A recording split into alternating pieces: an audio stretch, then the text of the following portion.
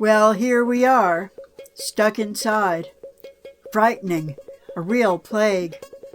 So, first things first, a totem to ward off the virus.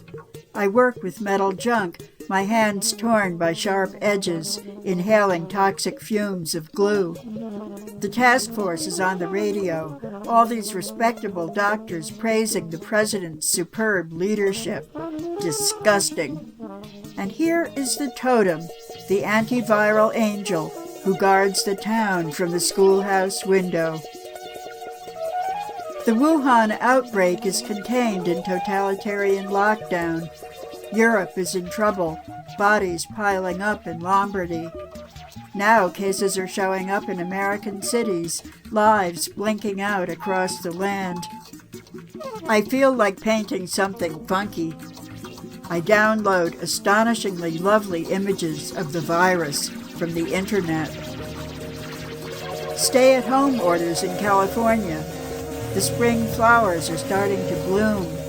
At least there is some beauty to enjoy, alone, wandering in the hills. The medieval plague doctor wore a scary leather bird mask, aromatic herbs tucked into the beak to kill the stench of death and supposedly prevent infection. In the recording studio, I'm narrating Journal of the Plague Year to play on our pirate radio station. The task force and the president continue to bloviate. They're not doing much better than the plague doctor of old. Georgia has reopened its nail salons and tattoo parlors. The president tells meatpackers they are an essential industry. Those little figures at the top of the painting are factory workers, infected on the job, being plowed under by the big yellow bulldozer. Motorcycles come to town in 3s and 4s, racing their motors across the street. Go home, you guys. We are old people here. The president has given up on protecting us, since most of the casualties are old or people of color. Looks like herd immunity is where he's headed. I download cows from the internet. We're on our own. George Floyd is murdered by a cop in Minneapolis. Throughout the cities of the USA, people are marching. We worry about the protesters infecting one another, but somehow their masks protect them. My medical friend says we should all be wearing masks. The president says we should be drinking bleach or injecting it or something. The task force doctors bite their tongues. Masks are now required in public. When I go for an oil change, the bare-faced guy at the counter jokes that he needs to use facial recognition to process my credit card. Yeah, screw you, too. They're talking about reopening the schools, which were in trouble before this even started.